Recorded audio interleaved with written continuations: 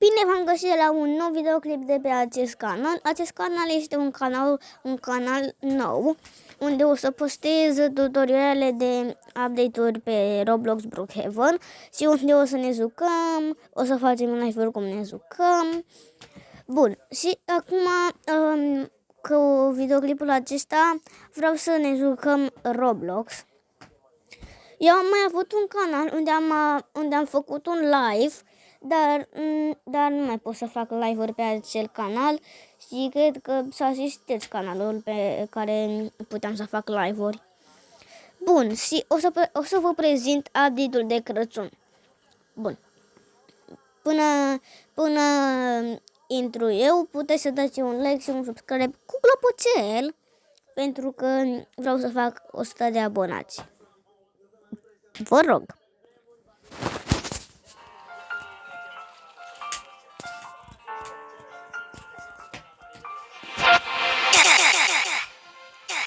Bun, n-am mai vorbit puțin că am vrut să dau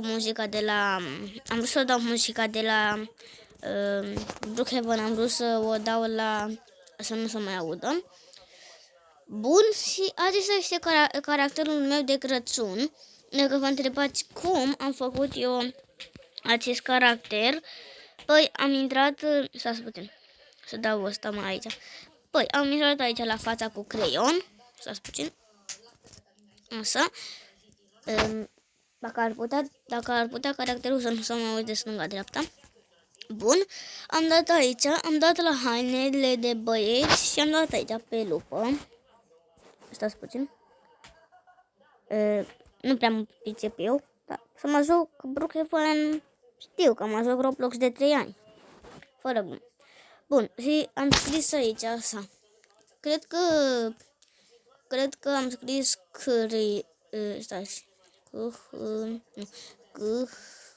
cred că am scris Christmas Boy am scris. Și nu cred că asta am scris. Bă, da, aceasta este haina. Stați puțin că o încercuiesc acum. Hai așa. Bun. Stați puțin să dau asta mai aici. Aceasta. Bun. Puteți să faceți ca mine caracterul, că eu nu mă supăr. Și aici la pantalon tot Christmas Boy am scris. Așa. Și cred că Christmas Boy am scris. Da, uitați care este. Încercuiesc chiar. Așa. Stați puțin. Acum încercuiesc cu roșu. Așa. Și la păr tot Christmas Boy. Deci cum să zice, de fapt cred că am scris Hair Christmas Boy sau Christmas Boy, ștică. Mai mă pâlbă și eu. Sau cred că am scris Hi Christmas Boy sau Christmas Boy Hair. Nu mai știu cum. Bun. Eu o să scriu aici Christmas Boy. Cred că am scris doar Christmas Boy. Îmi țin minte că cam pe aici era.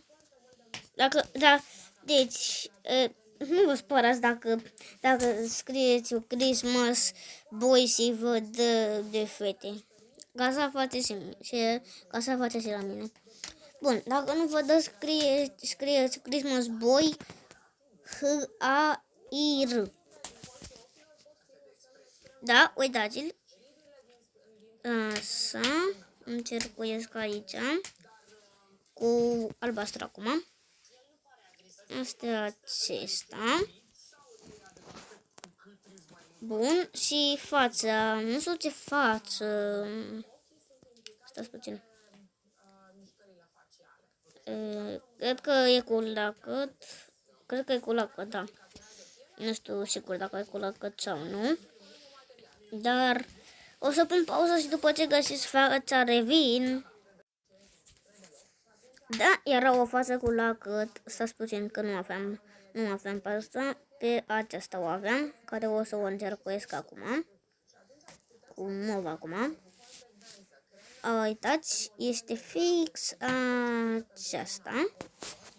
Este cu lacăt, trebuie să aveți pesul cu lacăt, adică pesul acesta care o să-l încercuiesc eu.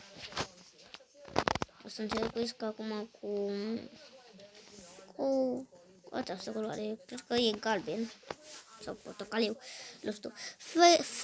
Fate Unlocked, cred că așa se numește. Așa. Și acum pentru cei care are premium, să putem să pun viteza 45.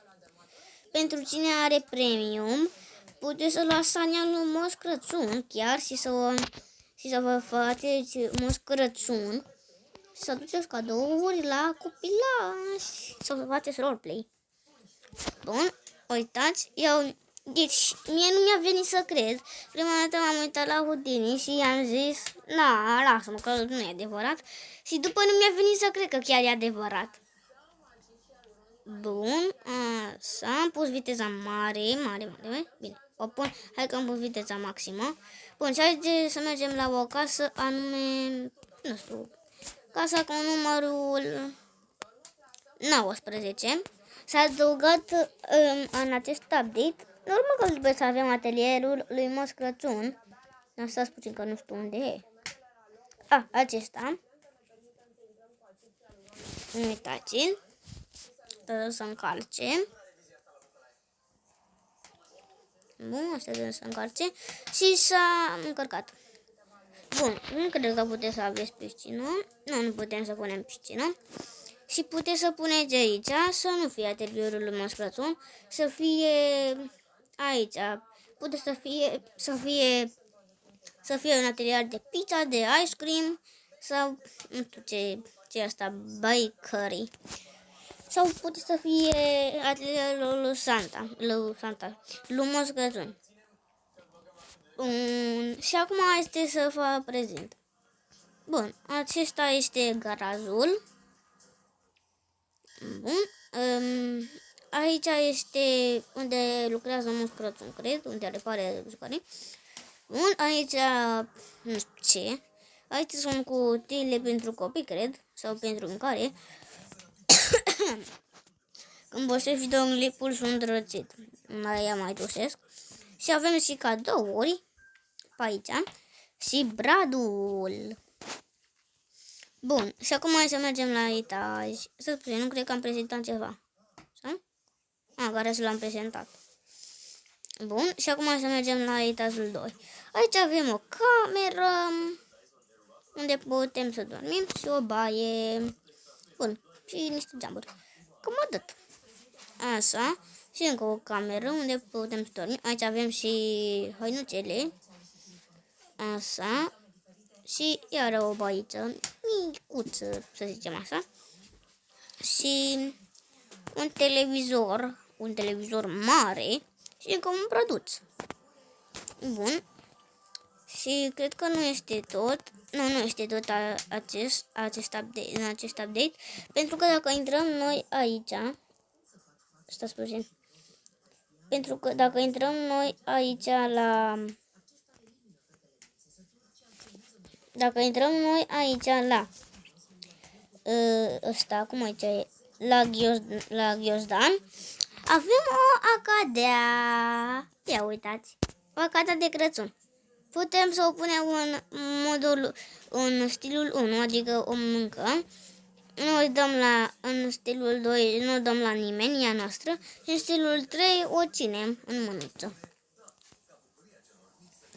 Bun.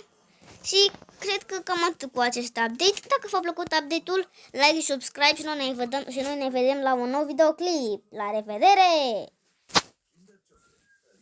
Tot mă sună prietenul meu, Adi.